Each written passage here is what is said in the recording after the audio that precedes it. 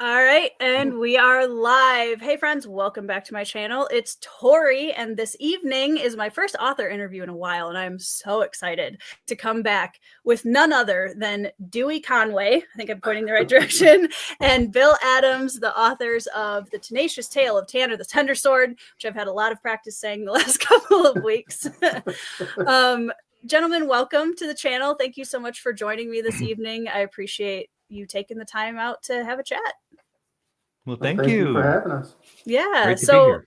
for anybody who, hasn't met you guys before, doesn't really know anything about TANNA, do you guys want to give us like a super brief, this is who I am and this is a little bit about TANNA? Who's going first, Bill? You can go first. You're Bill A. Co-author problems. You want me to go first? Okay. So if you look in between the three of us here, you can see a bright green eye there. That is TANNA the TENDERSWORD. So the very alliterative title, The Tenacious Tale of TANNA the TENDERSWORD, is a middle grade fantasy that is the brainchild of Mr. Dewey Conway, and I just kind of hitched my wagon to him, and he allowed me to join him on this journey. But it is a middle grade fantasy of friendship, well, reluctant friendship, especially at the beginning, first quests, and just a lot of fun little quirky, almost side quests before you get to the main quest type thing. And we have been very blessed to have been named a finalist in the SPFBO indie competition this year, which is the first ever middle grade book to get that far. I think we are also the very first middle grade book to even make it to the semifinal stage. Nice. In 10 years. This is the 10th iteration of the competition. So we are just extremely thankful that we got a great judging group in Dr. Philip Chase and our sub-judge, Brian Bell of BellTube. Good shout out. We just got really lucky that they enjoyed the heck out of this story. So, Dewey, do you want to add anything to that? We got a lot of fun stuff in it, but we can go into that over this this fun conversation. Yeah. Yeah, and I'll add to that well, I'm Dewey Conway. I'm part of the team of our writing team here. I also illustrated the book, and Bill kind of summed it up very nicely. It's ultimately a tale of learning to accept friendship, even if you don't want it, and and how to just really understand your place in the world. And so I think it's a great. It's 100% middle grade. There is, for anyone who might be thinking like, oh, is this appropriate for like my fourth grade or my sixth grade student or so forth? Yes, it is. There is. It's all about messaging and a good, fun entry level or like entry book into fantasy. There's not blood, there's not gore, there's not cussing, there's not any of that. Not that you find that middle grade, but sometimes they push the limits. Well, but there is a little swearing, but it's in world fun. Yeah, well, I mean, I will censor any smack gobbles this evening because I don't know if YouTube will be okay with that. There's smack gobble and sickle fix is the other one. That's the bang done. Yeah. Done, yes. Yep. Bang done. Yeah. We've got some in-world swear words there. Love it. That you know how kids can be with coming up with the weird terminology to do it. Yeah, so I have 3 kids, and there was a certain period of time where when they would get really upset with each other, the names that were called were fool and scoundrel.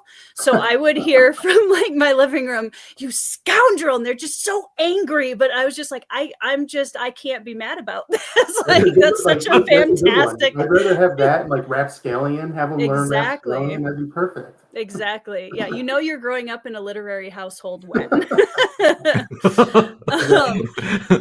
When the insults are rapscallion. Right. You scoundrel. Scoundrel.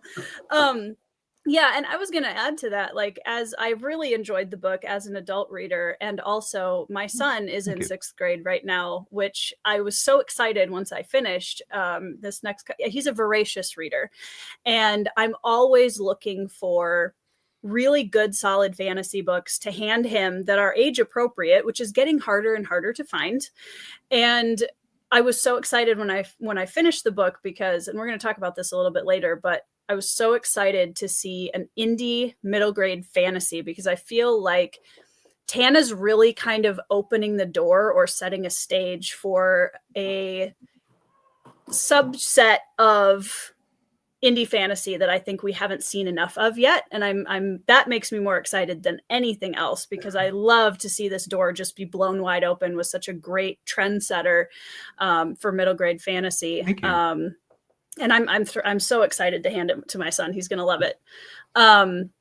Definitely is going to relate to Galdeford a little bit, I think. So I think it'll be good. Yeah. So I do want to highlight a few people that are joining us before we get started. We have Andrew D. Meredith in the chat, fellow fantasy author. We have Kay's Hidden Shelf. Speaking of lovely voices, we have Kay's Hidden Shelf in the chat. Timothy Wolf, another fantasy author. And of course, the sub-judge who put TANNA through to the semifinals, Brian from BellTube. You should really read it, Brian. It's good. A couple times. A couple times, yeah.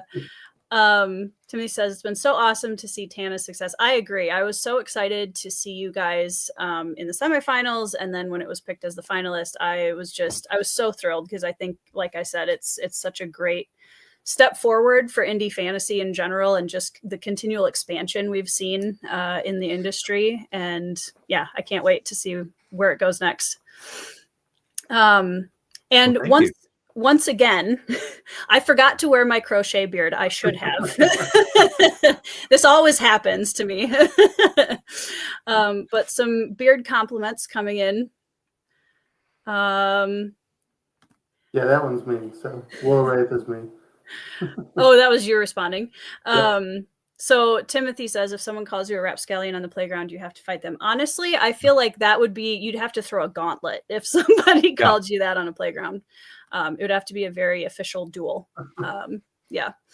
Okay, so I want to start by going back to when the two of you were young tender swords and what books and media kind of shaped you into creatives. Like, what were some of the early, this book or film or TV show, or what kind of media really kind of fostered that creative direction in your lives? Bill, do you want to start?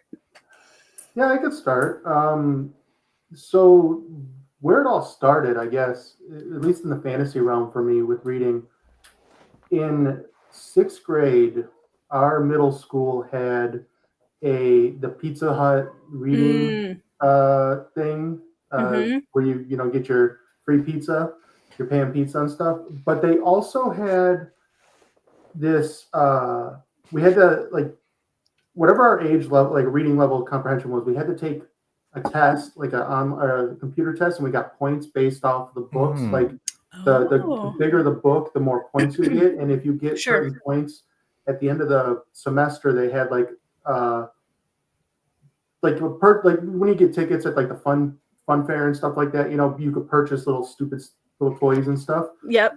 So at 6th grade, it was Lord of the Rings, The Sword of Shannara, and Watership Down were 3 of the biggest point getters, right?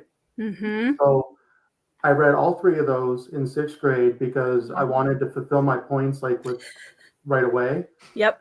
And then, don't tell anybody this, 30 years later, I cheated and took tests for some of the other kids too with these books to help them get the points on there.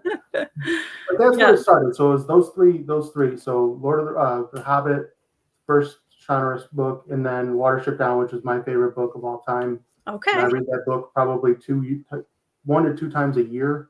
Nice. And this, I'll get to this a little bit. So Brian made it. It was a whole business.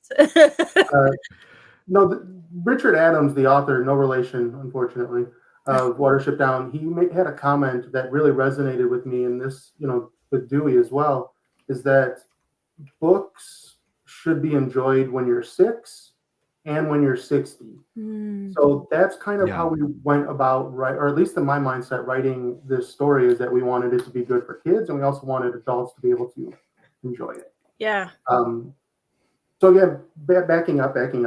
And then when I got into high school, my senior high school teacher for English, we were studying the Chaucer and Canterbury Tales. And one of our tasks was writing our own Canterbury Tale. Nice. So I wrote a story about a lecherous knight, because obviously it's Canterbury Tales. Of course. Yeah. In the style of Chaucer. And it wasn't like just one paragraph. It was, a whole story. And that's where it started. That's where the writing, creating stories just started there for me. Nice. And then when I got into college, that's when I started writing a little bit more serious. The first, very, very, very early first iteration of my adult series started then. Nice. So you've been working on that one for, Way too long. Yeah, I feel that. Way too long. Yep. Almost 20 years at this point. It's almost old enough to drink. Well, it sounds like it's off the ground and doing well. So congratulations for following through. Yeah, that's awesome. Yeah, if you see the picture behind him, that's the cover for his book. It's a beautiful cover. I love that cover. Yeah. And I hear you might be slightly biased about the cover, Dewey. Well, I didn't do it. No, I know. I know you didn't. But I know somebody did the cover, right? Well, he did the titling of my cover. Oh, that's right. Okay. Yeah. Yeah, so I did. For this one, he did the title font and all that stuff. Yeah. But he did interior artwork as well. So yeah. And he just finished the sequel of my adult series, which will be revealed next month.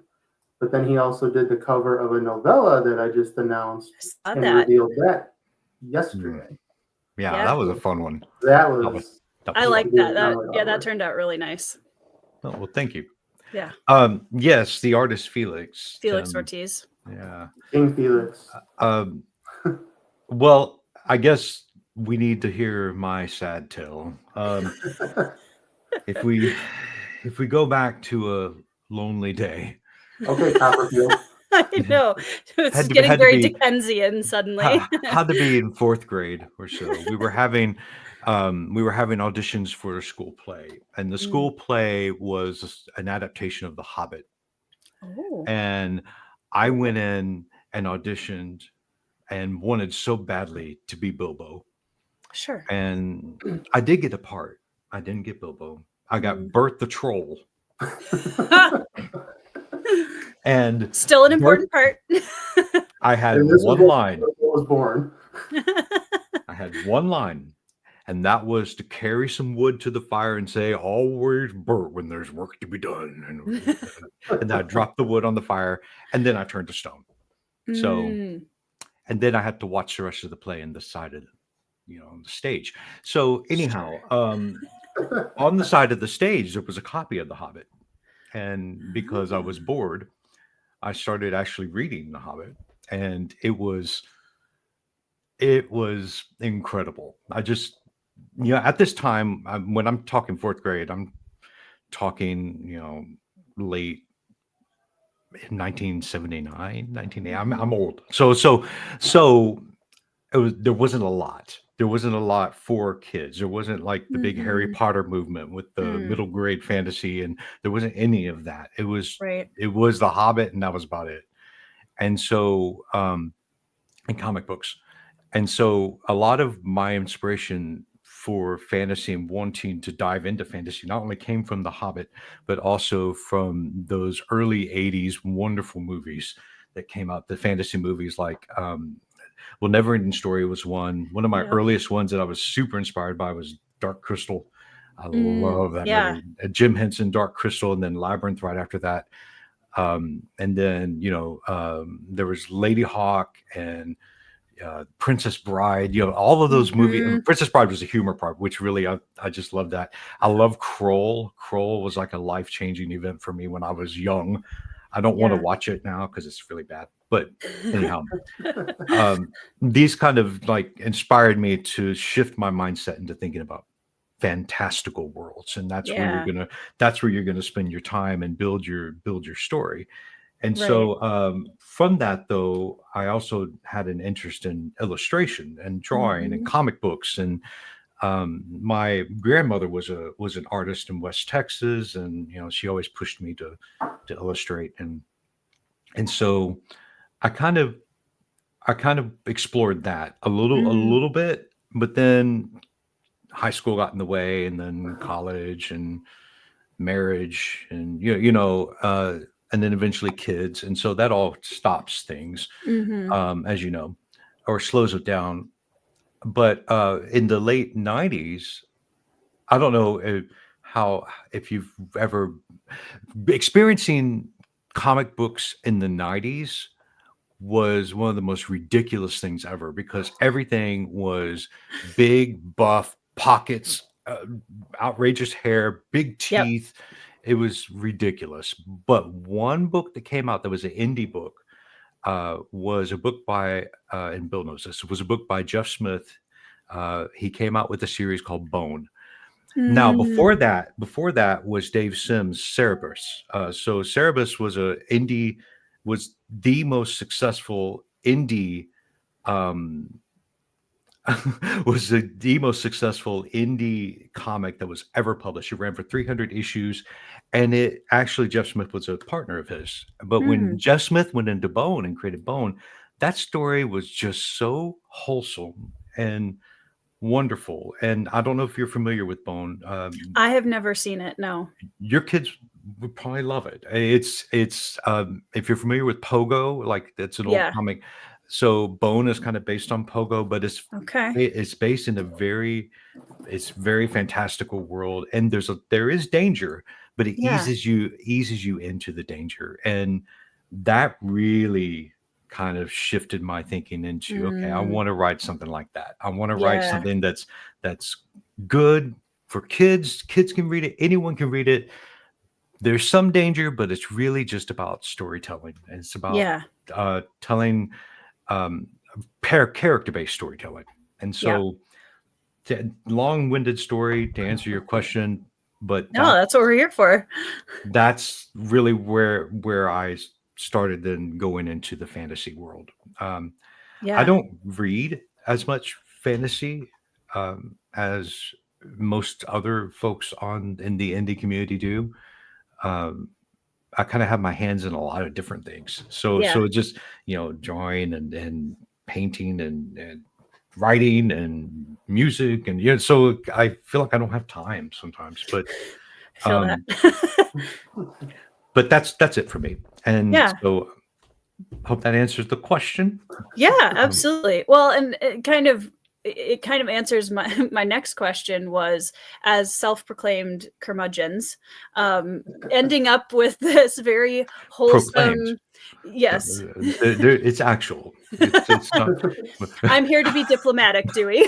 Yeah, there's no reportedly, no allegedly, none of that stuff. Okay, so you're curmudgeons. So like Mhm. moving into middle grade fantasy specifically, and you kind of answered a little bit of that question, but how did the two of you kind of come to a point where you're like, okay, we're going to write a middle grade, really wholesome adventure fantasy together?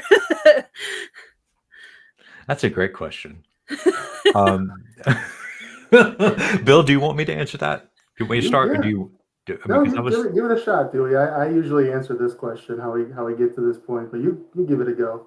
I was just going to say that was it 2017? Yep. Is that okay? Uh-huh. 2017, the powers of the universe shined down upon me and brought Mm, Bill into my life.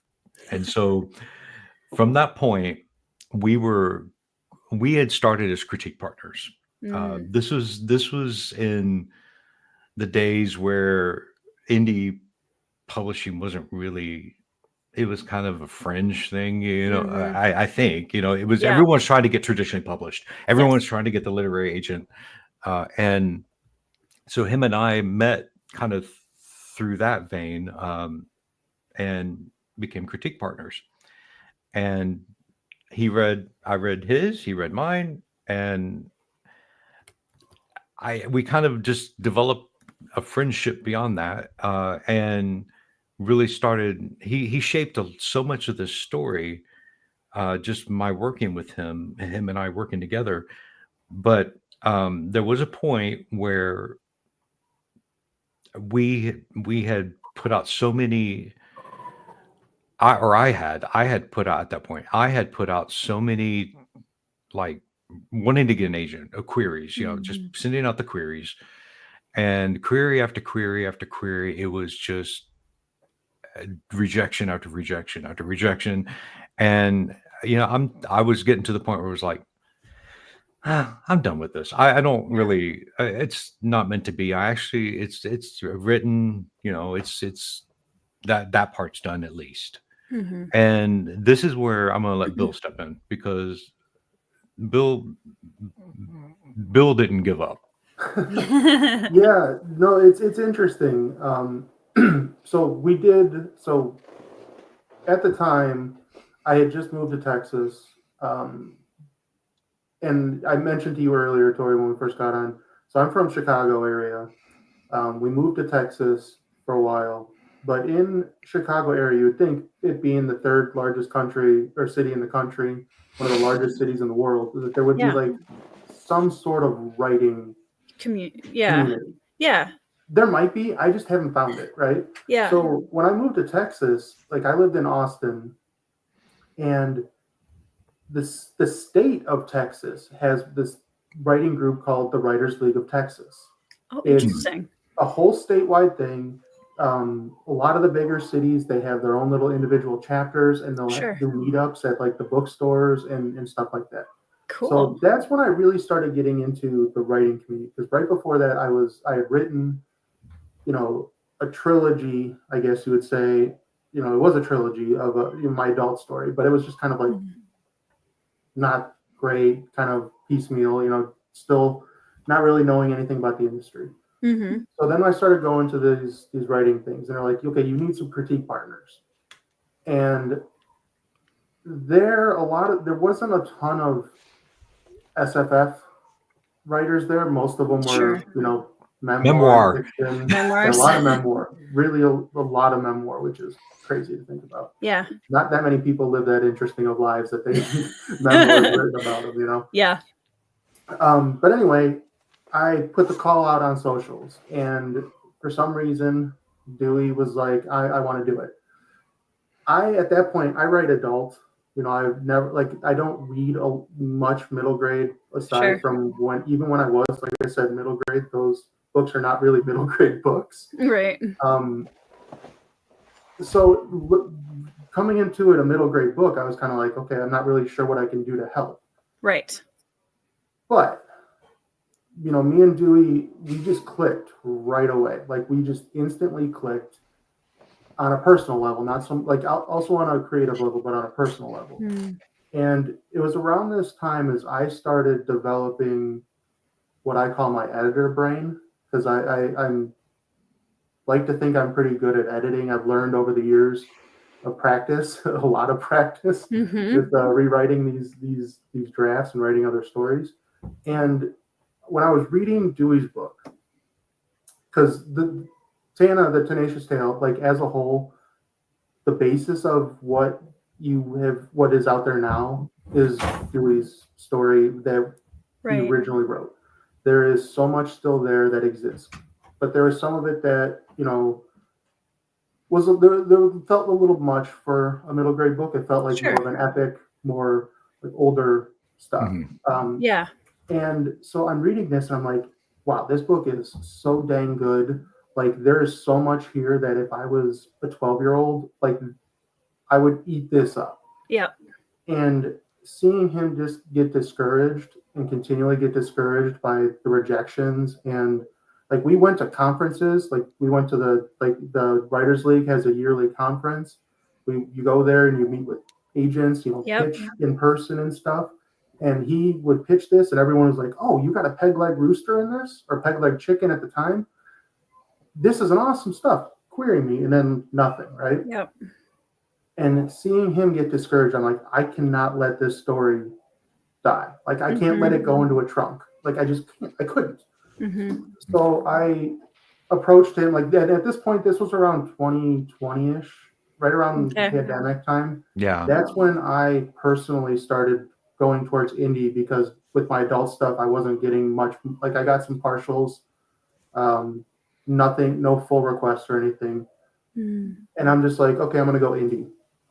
So I started researching all this stuff. And one of my other critique partners that came out at the same time, she published indie multiple books so far. So I kind of had a brain to pick. But then I'm like, okay, Dewey, what if we go indie? What if we work together and go indie? We can do this. We can sit down. We can edit this book to get it to, a nice, clean, simpler storyline that will fit all age groups. You can draw the pictures exactly how you want to illustrate them, and not have Joe Schmo agent tell you that Gail DeFort's face is wrong or something like that. And he was like, yes, let's do it. So from a career standpoint, I'm a project manager, so I'm very good with that type of stuff. Dewey's the creative stuff. So we kind of agreed that, he focuses on the creative, the illustrations, the artwork, getting that middle grade voice down, because he was a former middle grade teacher back in the day. And I would focus on the business, the quote unquote business side of things, the editing, that type of stuff. And just the way it worked, it flowed really well. And even early on, and when we were doing the initial critiquing, I read the story, and the original character name was Tanner the Tendersword. It was a young boy. Okay. And as I read this, I was like, what would make this story pop even more is if the main hero character, or the would-be champion, was a girl, and Gail DeFort, the chronicler, remains still be a boy. That would just open up so much more to the story, because we always read stories about young little boys with swords and wanting to be heroes. We don't usually read stories about the young girls being heroes and the young boy being the scholarly one. Yeah. I was like, we already knew the point of view was Gail DeFort as the scholar. So it's like, we have this. Let's change it up. And Dewey was like, I don't know. Let me think about it. And then I don't think it took very long. I thought about it, and I went, okay.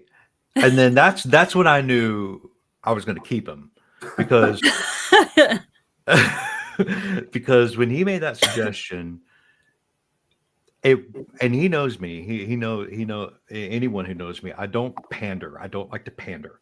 I don't like to do things just to stick with the trend or whatever. It's got to make sense to the story. It's got to.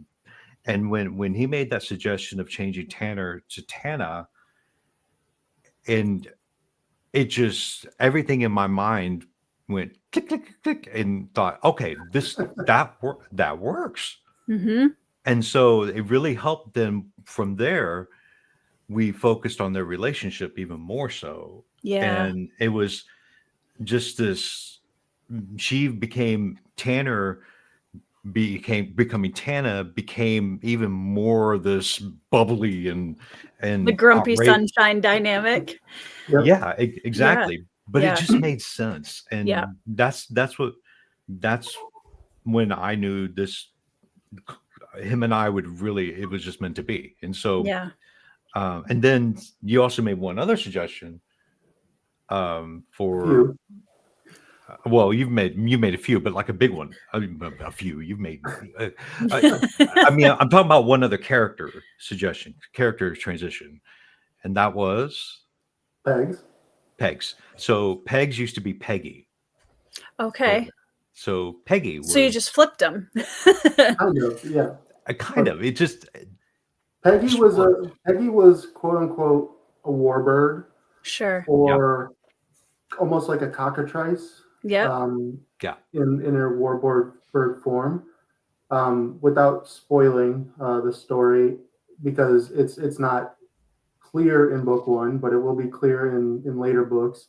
But Pegs is more than he seems. Mm-hmm. The rooster seems, and that made that was just one of those ideas where I'm like, let's streamline some of these ideas, Yeah. and then bring them closer together and make them more, I guess, more effective against Geldefort, the main character, because there are. If you've read the story and you kind of can figure out what I'm talking about and who it is, but it affects Geldefort, and it will affect Geldefort's plot as we get into the next two books. Yeah. So yeah, that's how, and he's had to put up with me ever since.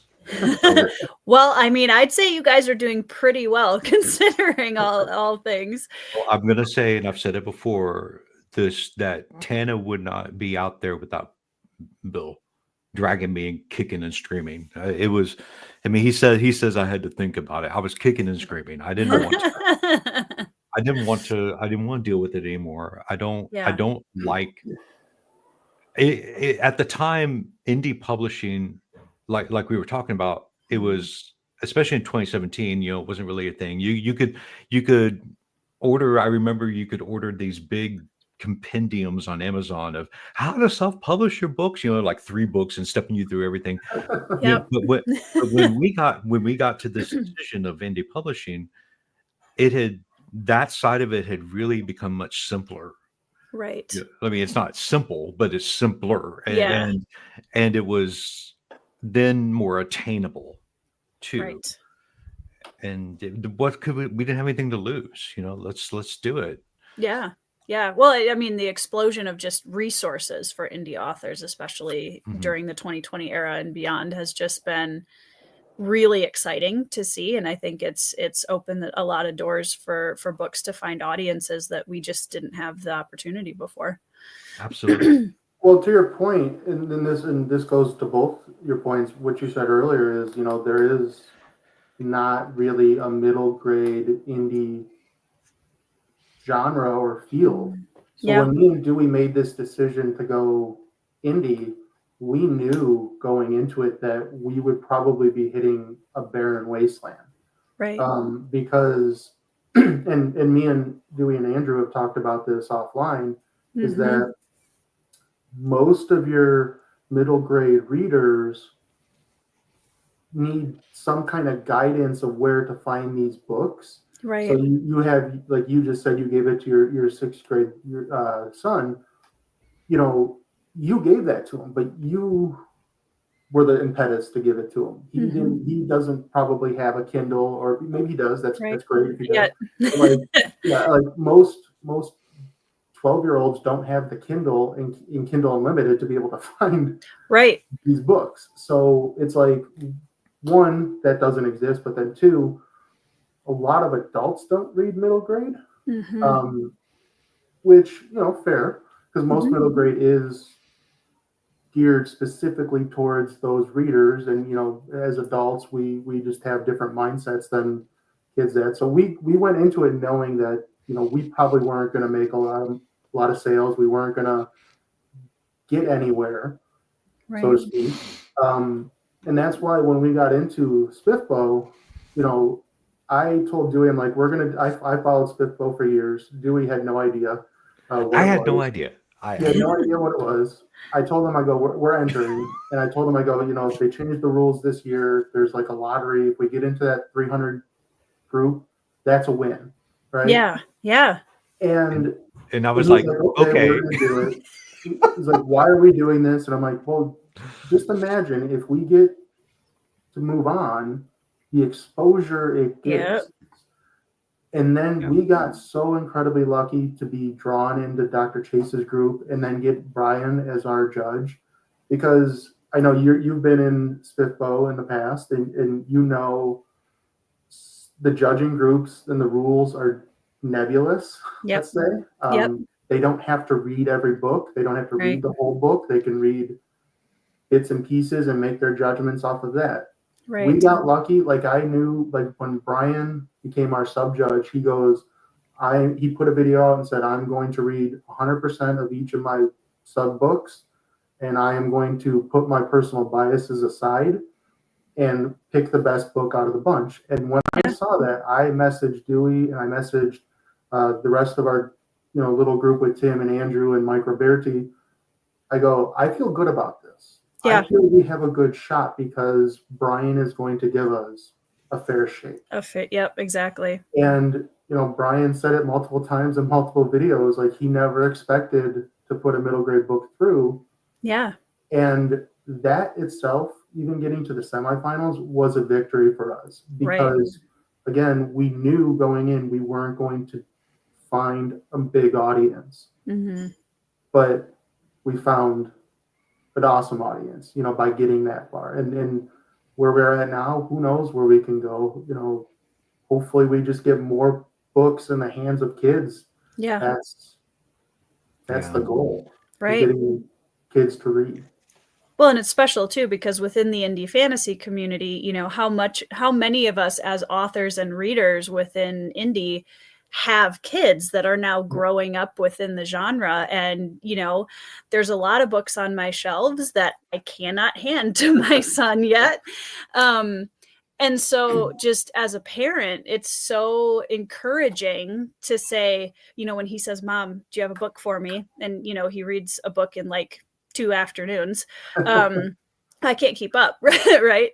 When he comes, Mom, do you have a book for me? And I can be like, yep, I got a new one and I'm really excited about it. Here you go. That's such a good feeling as a parent to be able to like really put a book in your kids' hands that you fully trust. This is a great experience for them. It's a great gateway into this genre.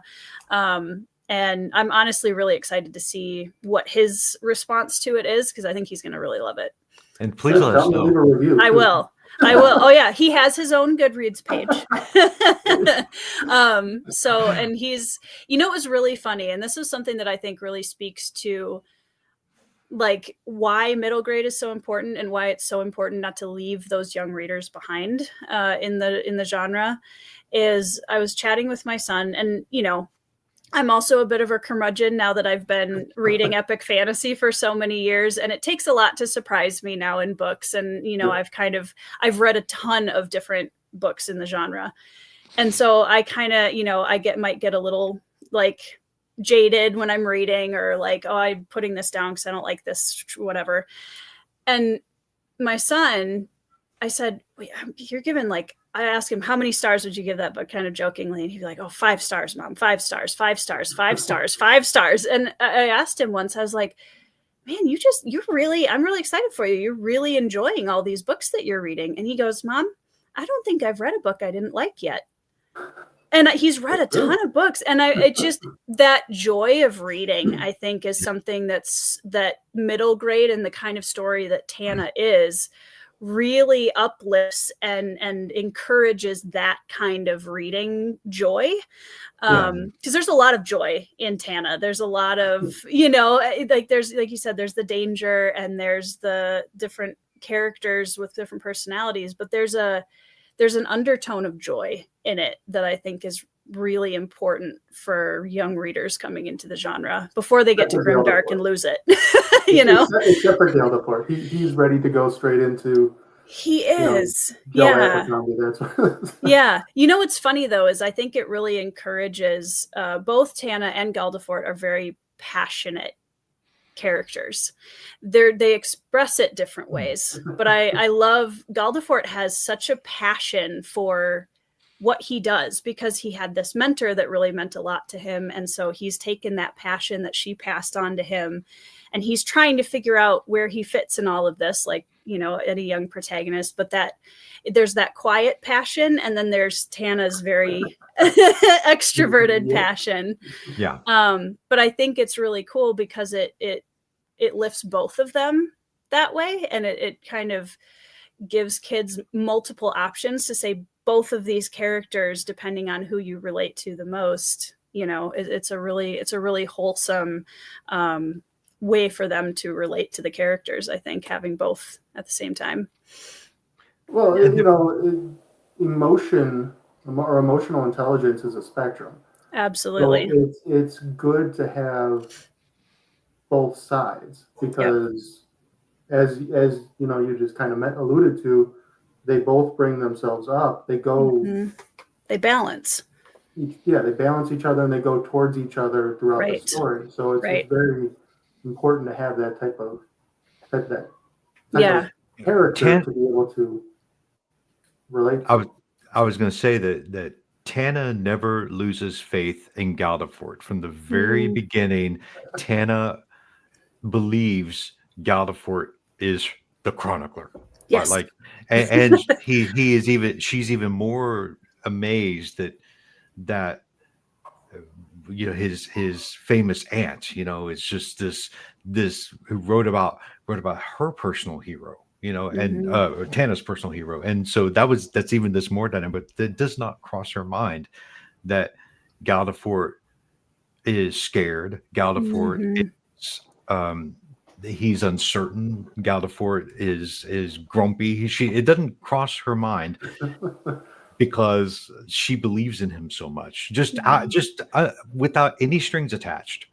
And I think that's what with Galdefort, with his, in the beginning, we were talking about, I think, with Dr. Chase about this, where TANNA is like up here in her confidence levels, and Galdefort's like here in his grumpiness, and they at the end they balance out, only because they did that together. Right. And it's not like a love thing either. So completely platonic. And which I loved. That's also an important message as well, that you can be friendship is friendship. Yeah. You don't have to have this big love dynamic, Right. and Galdefort does, he's like, he's kind of goofy about one of the characters, but not TANNA. Right. And TANNA's not about him either. It's just that's my best. Yeah, that's my friend. Like, that's my chronicler. That's my hero. Yeah, exactly. Well, and I think, like, what I noticed about it that is something I really appreciate about fantasy in general, and a lot of the adult series that I've read, is that fantasy inherently teaches us to appreciate different perspectives. I think especially in the multi-POV stories, but even in something like TANNA, where you're giving equal weight to Galdefort and TANNA, and they both are important to the story, and already starting that at a middle grade level, where you're looking at how are these two going to work together, and they have such different perspectives, and getting the kids to think even subconsciously about that, I think is something that really speaks to the legacy of what fantasy can offer people in terms of growing as a person as you're reading. And I think there's a point late in the story when TANNA is explaining to even younger children that she is scared. Yeah. Like, it's okay. What you're trying to say is it's okay to feel these feelings and just let them out. And that's really important for young kids. Absolutely. Young readers. But it's also important for adults, because we, like you said, you get jaded when you're reading, but you get jaded in life because life can suck. Right, it's hard. So we can get jaded, and it's okay to feel things. It's okay to express your feelings. It's okay to be that way. Yeah. So that it's good to have messages like this, that it's okay to be human, and that's what you want in your characters. Right. But you said fantasy allows you to do that, because you can have a character that looks like a beaver, and be kind of a mentor there, but it's all fun. Yeah. What were you going to say, Dewey? What was I going to say? Oh, yeah. All I was going to say was that there's a lot of, especially at 10, 11, and 12 years, where kids are developmentally so malleable, and they're really trying to figure out where they are in the world, their relationships with not only adults but with their peers. Yeah. They're trying to figure out. They're just trying to figure the world out. There's a lot of. I'm not going to get like deep on this, but there's a lot of messages out there that try to grow them up too quickly, too fast. Yep. And that was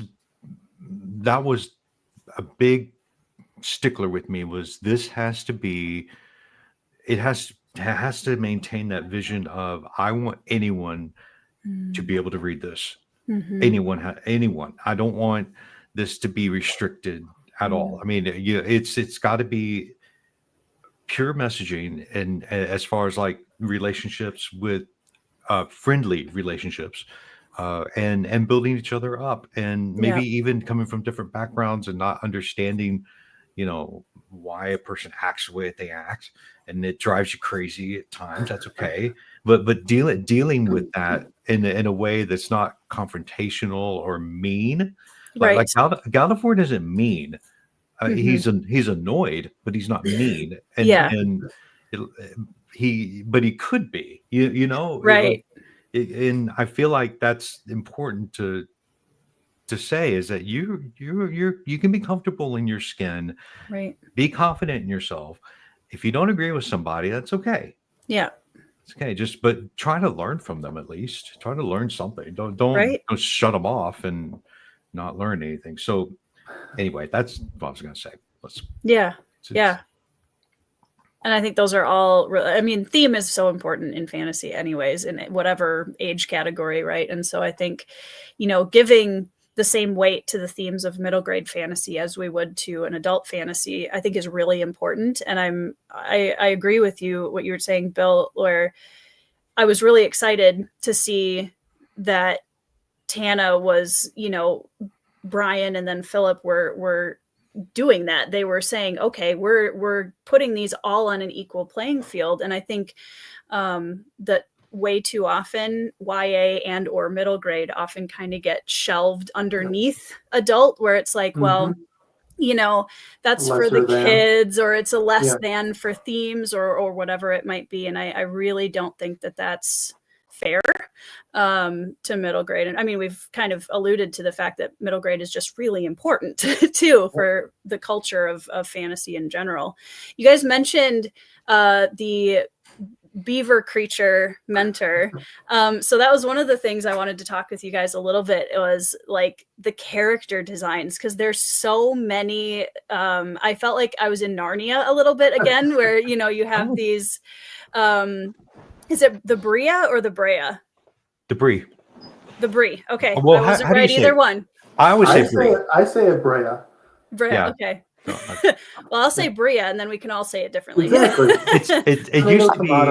So a little bit of history, real quick, was that in a long time ago iteration of this, the Brie were a bear type folk that were living in trees. Okay. And so bear, Brie, that's it was very simple, just a little quick turnaround. And then they became this. Right. So, but go ahead. Yeah, well, them, and then you have Mistress Lumi, who I just was like a very small side thing, but I thought was really cool. You have, like you mentioned, a sword-wielding rooster.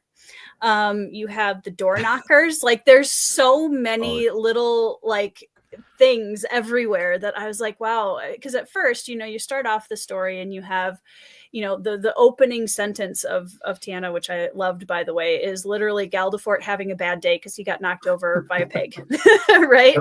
And so you're going into this very normal kind of village. You've got, your fantasy hero and your chronicler, and you're going in, and all of a sudden the world starts to kind of expand into the fantastic. So I wanted to know a little bit about the design of the characters. And I know, Dewey, you have a ton of awesome illustrations in here, which I loved seeing as you go through the book. There's just all these tiny little like headers and pictures of different characters. So I'd love to hear more about the character design and like where the seed ideas for all of these came from. They just Count 'em. no, I was scrunching because they just kind of happened. So the door knockers, um, the door knockers are one of my favorites, and Mine that too. there's three of them at least, the three main ones in this story, and Right. so the door knockers all have different personalities, and Yep. the first one we encounter is my favorite, just because if you're going to get mean, he's the closest you get to being mean. I think and that just he's calling Galdefort short stack and all that. Right. But I I don't really know. It just kind of happened. Like the Lumi beetle, so the Lumies, and then the baby Lumi beetles, and how they infest his staff. I don't want to give too much away, but Yeah. the other characters I would love be that part. like yeah, the Throgs were so the lizard folk that just seemed right. Um, and the Sniget was one. The Sniget was which is the picture you showed. Yeah. So the Sniget being a little ferret, Bill did. It's really hard because Bill and I have worked on this story together for so long that it kind of melds. Like I don't know who came up with what anymore. So how could you have anything to add to like the character design and development? Like what? So yeah, well, like we said, Pegs used to be Peggy, so we changed that around. The Bree and the beaver, the Stonebreaker beavers at the end. Without giving it away, there's other characters involved with the Stonebreaker beavers. That was kind of an idea I thought to tie the Sniget together. That's right. Okay. With the Throgs, those were all Dewey's creations. I just wanted to make them more reptilian. Yeah. Especially the one Scratch that's Yep. Which we got told a beta feedback was like, oh, you should probably not do that for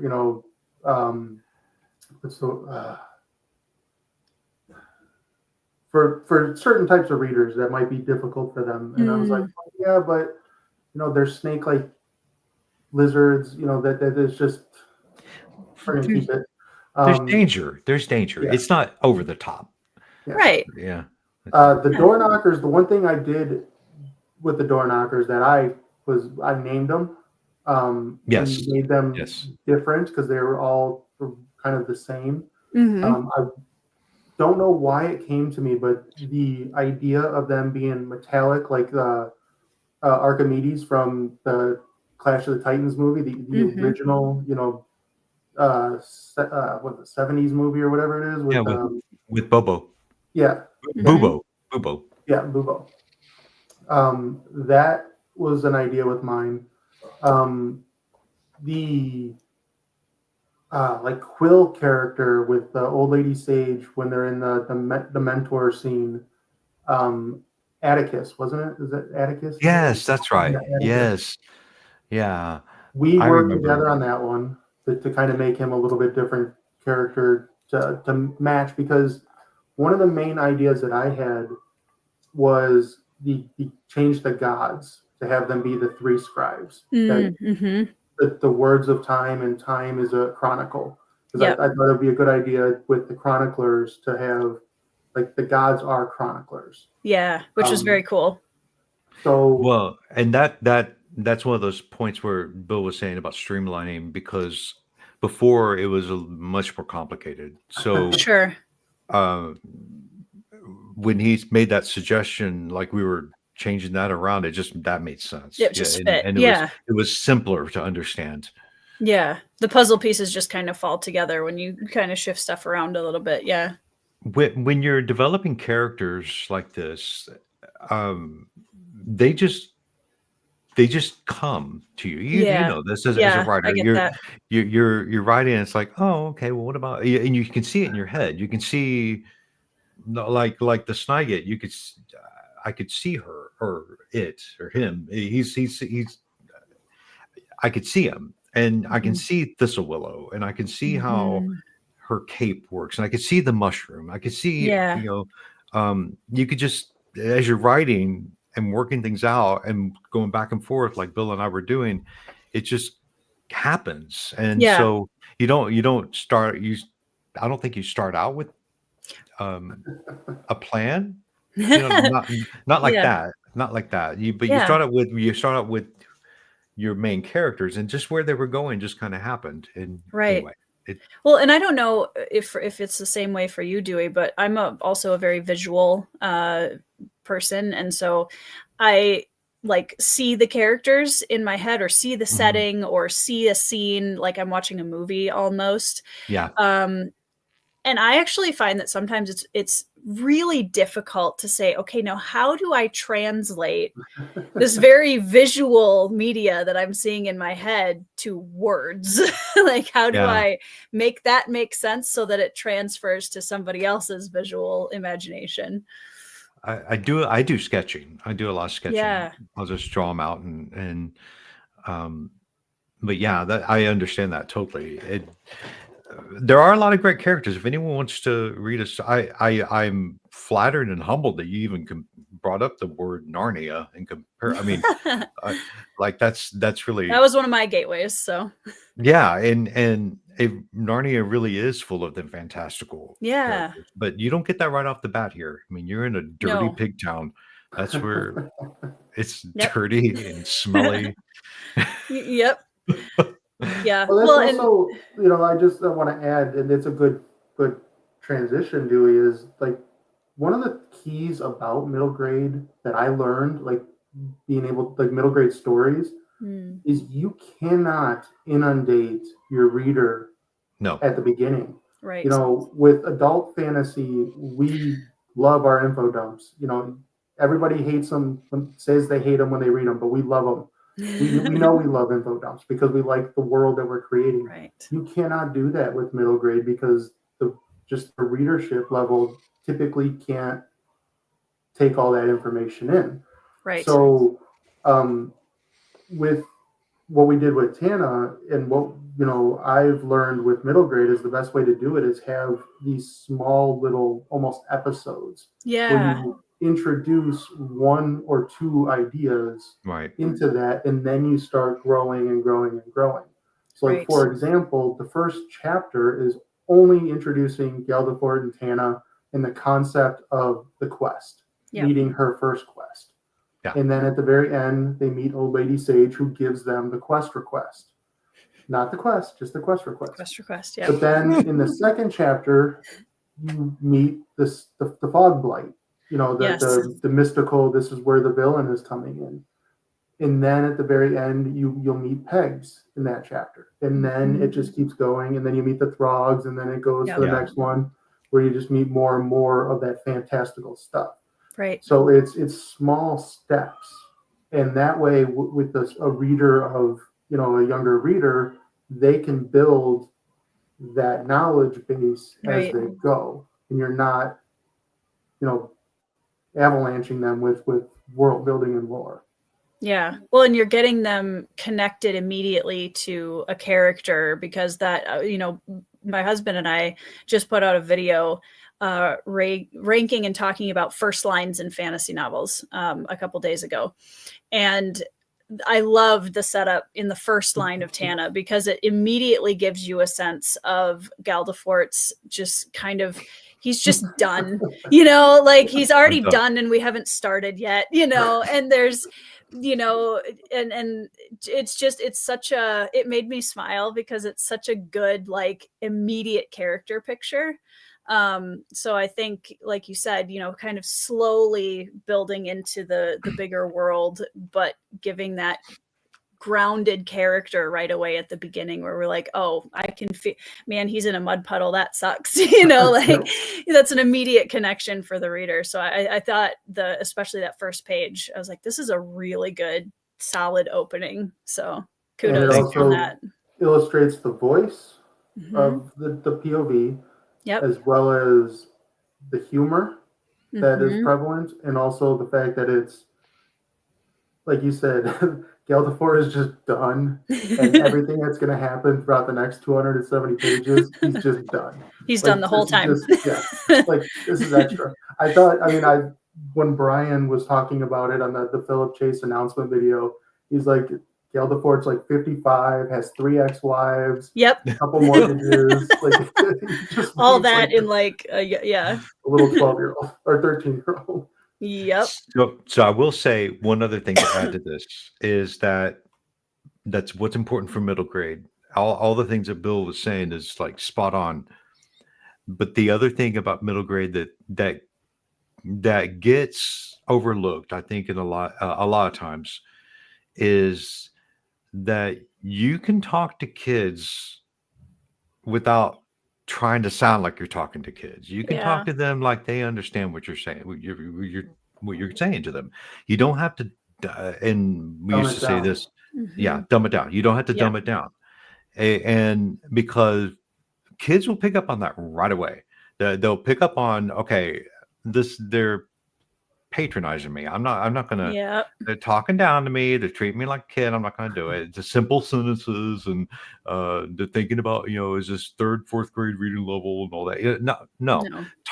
That's why this story, what I like about this story is that it's just telling a story. It's for middle grade, right?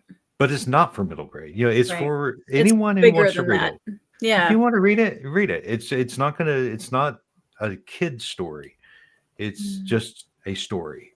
And so I'm hoping that came across. Yeah, absolutely. And I think and that's a good point. Sorry to no, go ahead, Bill. It's a good point. And I think this is what helped our creative processes. And I'm not saying at all like Dewey's original drafts were basic at all. They weren't. They were very intellectually sound sentences. But I think also it helps for me, or having me come from an adult fantasy writer, who I am a self-avowed descriptive writer. I like description. I like immersive description. By me adding that little extra layer to Dewey's already good writing, I think, and I think Dewey agrees with me, it does elevate it up to a little bit more of a higher reading level. I also had to dumb myself down to words, because I have a large vocabulary. I had to remember, okay, they're not going to understand some of these words. Right. So I have to use more simple words, but that doesn't mean we can't use more complex sentence structures. Right. It doesn't have to be sentence A, B, C, D, E. It could be A to B. Exactly right. It could be A to E. It could be stuff like that. Yeah. And that's where you're going to lose the kids, is if you're doing it, if you're writing it at 10, 11, and 12, they don't want to read chapter books anymore. They don't want to read, they do like pictures, but they don't want a picture book. Right. They want something that's going to treat them with respect. And that's where, and if they don't know, I love this when because I used to, Bill said, he alluded to how I was a teacher many years ago. I taught 5th and 6th grade. So, and for years and years. And so with that said, one of the things that I learned about working with kids was that they just want you to treat them like they're little humans. Right. Treat them with respect. Listen to them. Listen to their words, what they're saying. Help them out when they need it. Don't treat them like babies. Right. 3rd grade, 2nd grade, yes. 4th grade, they're starting, but that 5th grade and 6th grade, they're starting to really feel like, okay, I'm about to become a junior high kid. And especially now with everything that they're exposed to. But it's just, if you treat them with respect, they'll listen. Absolutely. They'll listen to you. They'll want to know more, and hopefully go out and explore more on their own. And that's really the goal, is to get them so interested in reading, get them so interested in art, get them so interested in creative process that they want to try it out on their own. Right. Yeah. So I think that that's really important to consider with middle grade, because I try to read middle grade. Like I'll pick up middle grade books and I'll get through maybe. I'm just thinking of one that I was trying to start, and I get through it, and the minute it starts talking to me like I'm a kid, I'm like, I can't. I don't. Yeah. This isn't the type of writing that I enjoy. Right. So Yeah. Yeah. It was really interesting because I actually read 2 middle grade books back to back this month, and I haven't read middle grade for quite a while. And it was TANNA and then Hatchet by Gary Paulson. oh wow. And it really, like, I'm all fired up to talk about middle grade themes now because between the two of them, like exactly because Hatchet was the same way, where Gary Paulson just gives you a survival story. He does not, he doesn't dumb it down. It's definitely written for a middle grade reader. And my son read it alongside me. And I asked him what his favorite part of the story was. And he immediately pointed to one of the sections that I think had some of the heaviest themes in it. And he was really intrigued by that. And he was processing and thinking through a lot of that. And I think, to your point, Dewey, that's so important. And I've taught 4th through 6th grade, and I currently teach 3rd grade in a scout troop. And they like age appropriately give them the responsibility of, I can, speak for myself. I have opinions, and I want to be able to be part of life and not be talked down to by the adults in the room, And I think, that's absolutely, I think people think they have to dumb down too much in middle grade. Yeah. And they always say when you go to these conferences, like Bill was saying, the conferences we went to, blocking it. Okay, no, hold on. So it's gone. My time with Bill was a blast. I loved being with him, but it was like going through these things. It was just hearing all these people pontificate, and I'm thinking, oh, okay. But one of the things that when we talk about middle grade was you got to have the middle grade voice, blah, blah, blah, blah, and they start going off about middle grade voice. I'm thinking, right. Do you even know what that means? Right. Probably not. and whatever. And what that's the issue is that the answer is yes, you have to have a middle grade voice, but that middle grade voice is about respect and respect of the person reading with the child in mind. Right. Don't make it dumb. Don't be tell your story, but tell it in a way that a child of 10 through 12 years old can read it. Right. And a lot of that has to do with content, sentence structure, and just thinking about, like Bill was saying, the pacing of story. Yeah. And how you're meeting out the characters and everything. And other than that, you've just got to keep the child in mind as far as respect goes. To respect the child. Right. Respect their intelligence. Yeah. Yeah, exactly. Timothy says, I think writing to a middle grade mentality will be why people will struggle to jump on middle grade success. Well, I kind of agree to that. I'm going to be quite honest. I'm kind of a kid myself. I mean, I enjoy action figures, and I enjoy toys. I love things like, I have, like Bill has seen my, I love, a whole room of Legos upstairs. And, so that's also it too. If like, it's like the, on TV, how Barney, you're like, oh, they're always, if you ever watch Barney or any of these kids shows, and you can always tell, well, they're really designing this for kids, and it really has a layer of inauthenticity to it. But then you go like to Mr. Rogers, or you go to Sherry and Lamb Chop, like the puppet, or Jim Henson. Yep. Yeah. These people were authentically kids, like themselves, and I feel like I can't write adult. I mean, Bill will tell you that I cannot. I don't. It's not my jam. I feel really uncomfortable with it, but this I feel comfortable with. This I feel comfortable to write, and I think that's a part of it. You've also got to have that. Yes. manufacture it and you can't emulate it, or it will be detected.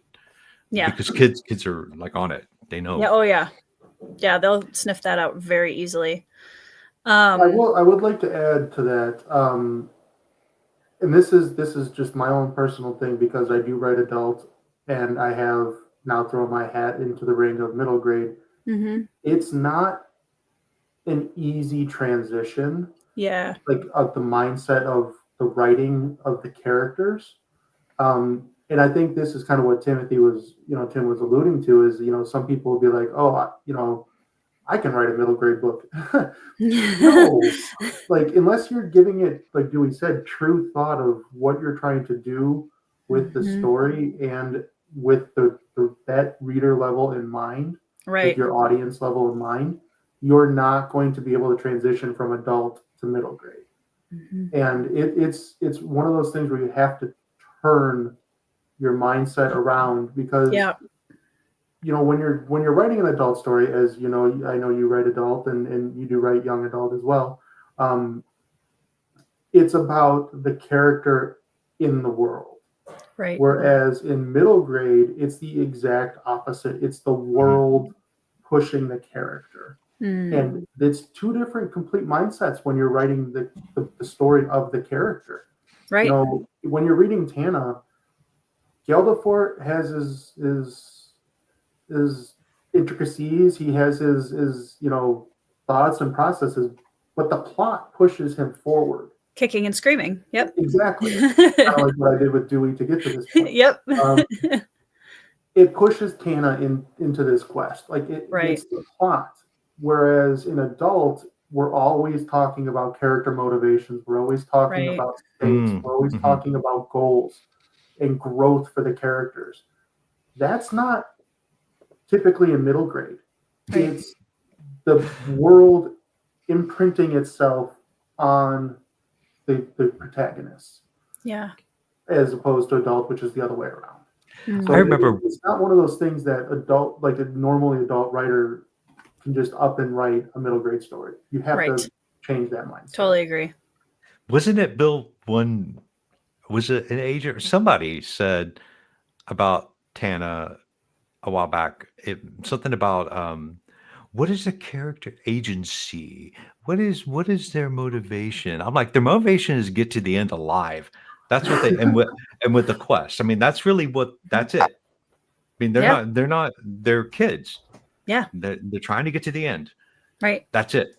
And so again, what Bill is saying, out of the academy, that's what their motivation. And not get kicked out of the academy, exactly. And not be sucked up by a witch. And that's their motivation. They're not, like Bill was saying, that's a world affecting you. So world versus man kind of thing. It's not versus adult, which is more.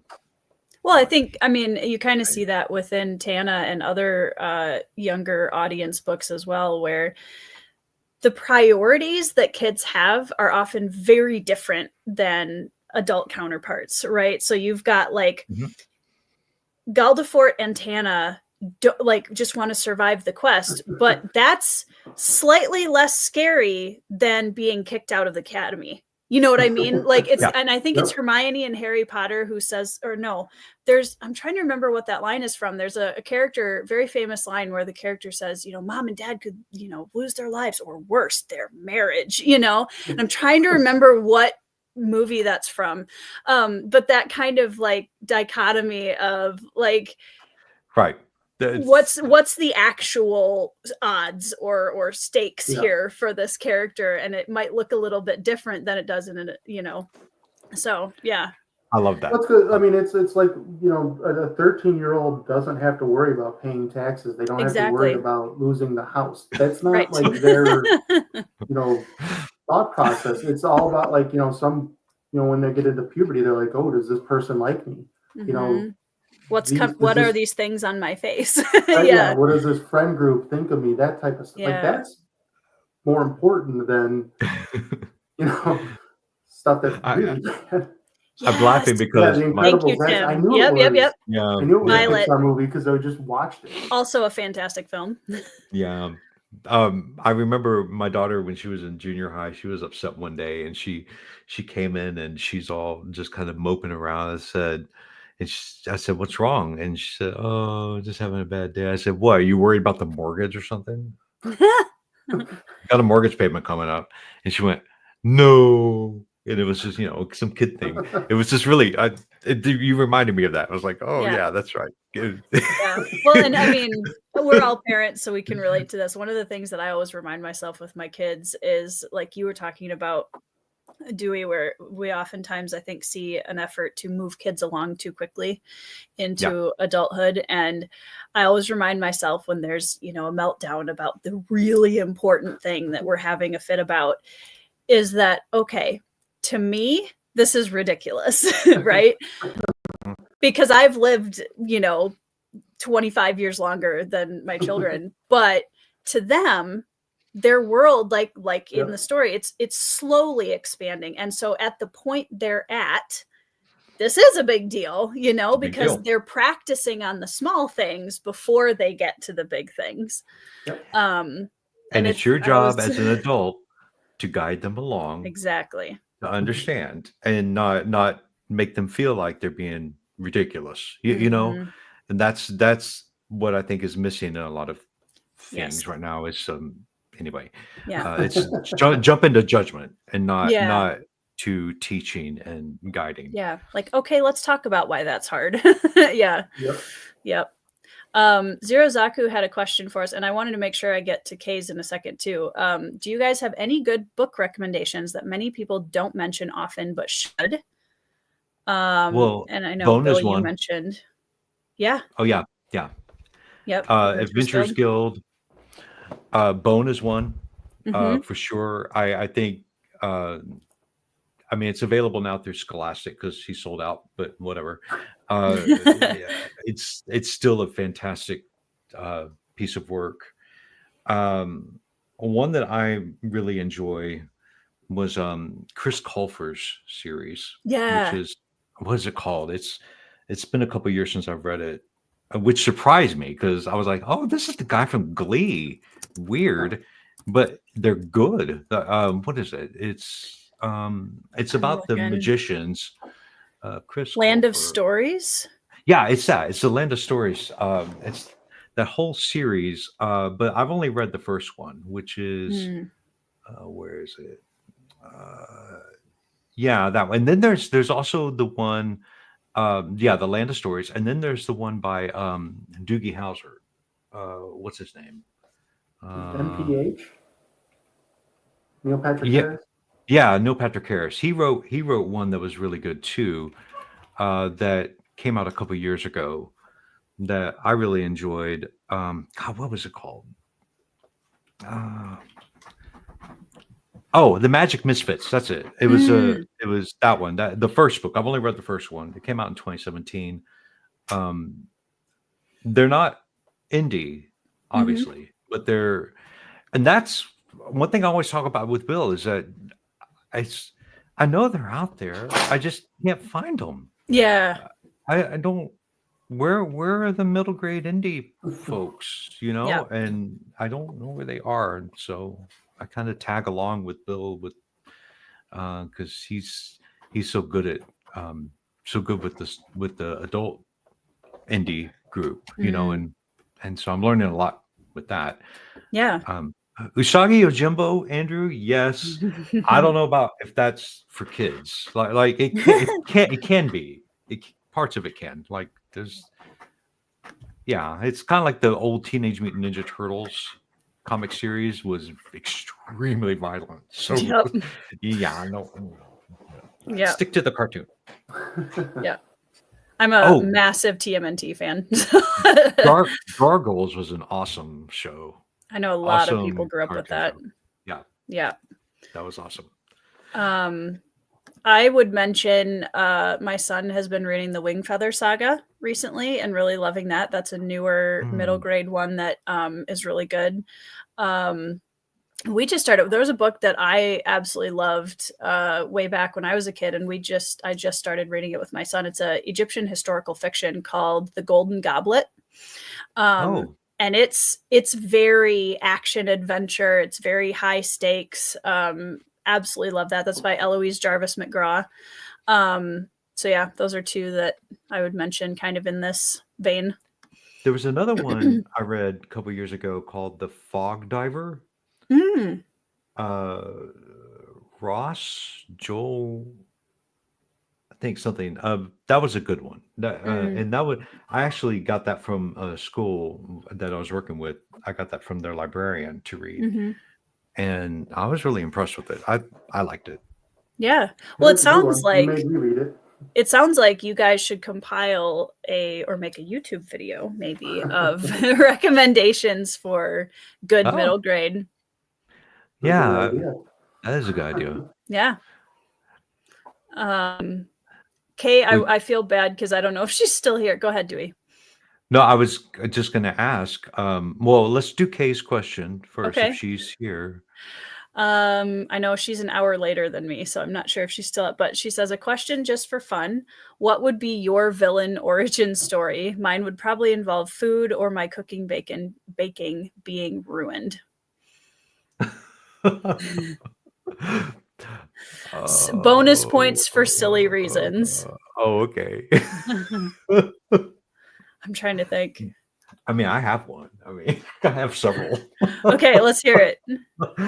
Oh, one thing that sets me off where I can, and I may have texted Bill about this. I don't know. One thing that sets me off is when when I'm at the grocery store and people have their shopping carts and they just put them in the spot next to their car and then leave the shopping cart right there in the parking space.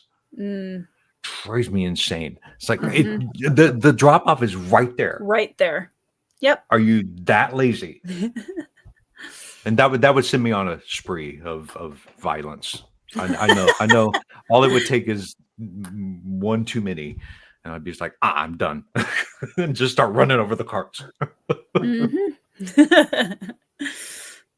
I mean, I would second that. I dislike the people. No, I'd like to take it even worse. I hate the people in the aisles that put their cart on the one side of the aisle and they stand on the other side to get what they're looking for.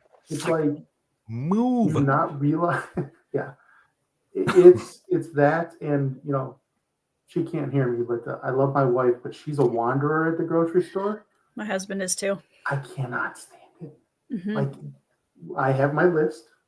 I go and get what I need. Yep. I have my little routine down the aisle. The route. Don't wander. Don't wander. Notice most origin stories, villain origin stories, typically involve being around other people.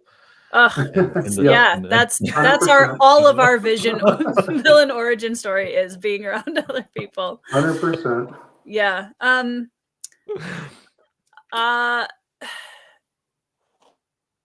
I don't know. I would say I could definitely think of a couple grocery store ones for sure as well. I would say, tailgating for me is like, it makes me so, especially in Minnesota, we have very icy roads often throughout quite a few months of the year. And just a few. I can think of one. So the other day I was driving and we live out in the middle of the country in southeastern Minnesota, which I love. The culture here is just special. But you're driving along the road and you're behind somebody who's really slow and you're just, the cars are just at that perfect interval where you cannot pass them, right? Then you get to a double lane road and they speed up. Oh, yeah. No. No. You continue to go 10 miles under the speed limit while I pass you. Then you can do whatever you want. Yeah, that drives me bonkers.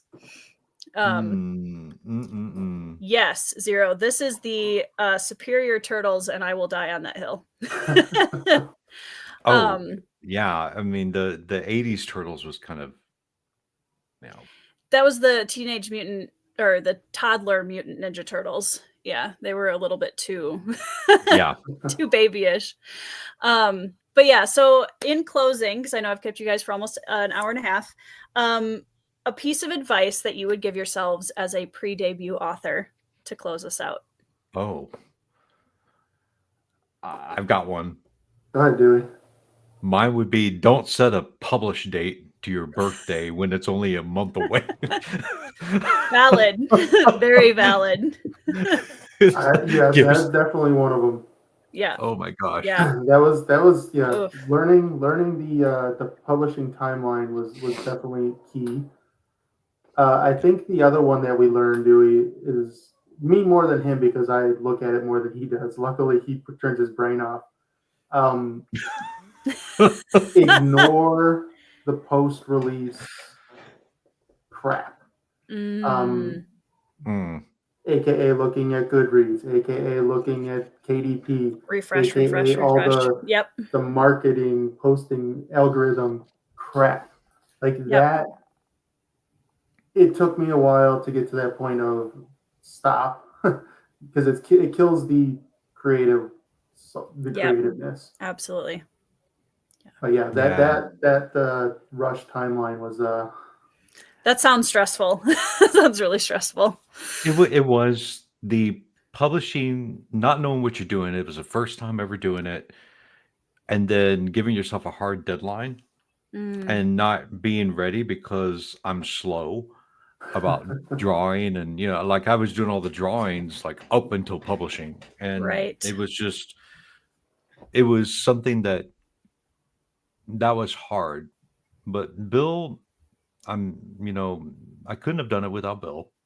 We couldn't have done this without each other. 100%. And one of the things that I feel often guilty about is, like he just said, looking at the Goodreads, looking at the reviews, looking at all these things, the marketing, because I feel badly about this because I do shut it off. I'm like, Yeah. well, Yeah. oh, they really thought that. Oh, okay. It's kind of like that. Like when Brian, when I saw Brian's video, it had not hit me that SPFBO was like this thing. Yeah. But when I saw his video, I mean, Bill had been telling me the whole time. Don't make no mistake. Like he was telling me, no, you gotta understand. This is. I'm like, okay. But when Brian, when I saw his video and what he was saying about TANNA, and just everything he was saying, it was just like, oh my gosh, really, this is awesome. It just made me feel good because it was one of those things where like, oh, it's validating. Bill was right. It's like one of those things where it was. I would say, stay true to your vision. Also, just shifting a little bit. Stay true to what you want to do, but take advice from people if it's meant to build your story and it's not just being critical. I mean, that's the other thing about Bill is that his critiquing is of such a level, like high level, that you don't know it's critiquing. Right. It's everything he says or suggests or whatever about the story is always about this is towards making it the best it can be. Yep. I truly love this story. So, so that's all. Yeah. But yeah, we need to wrap up. I'm sorry. Yeah, no, you're absolutely fine. I really appreciate you guys taking the time to chat with me this evening. Bill, I know you have a newborn at home, so thank you. Tell your wife thank you for sharing you this evening. And it was an absolute blast having you both on. And I wish you the absolute best of luck in the finals of SPFBO. And yeah, we'll see how many hands we can hand TANNA to in the next year or two here. No, let's hope this was great, Tori, and thank you for having us. Absolutely. This was fun. We could always do a second one if we need to answer that 12-point questions you have on the sheet. We got through most of it, actually. Yeah. Oh, good. Yeah. So everybody in the chat, thank you so much for joining us. If you're watching the replay, thanks for joining us. Down in the description box below, there are links to TANNA, so you can buy your own copy, and also to websites / contact areas for both Bill and Dewey, so you can check out their other work. So thank you guys so much for joining me, and thanks, chat, and we will see you all in the next video. Bye. Thank you.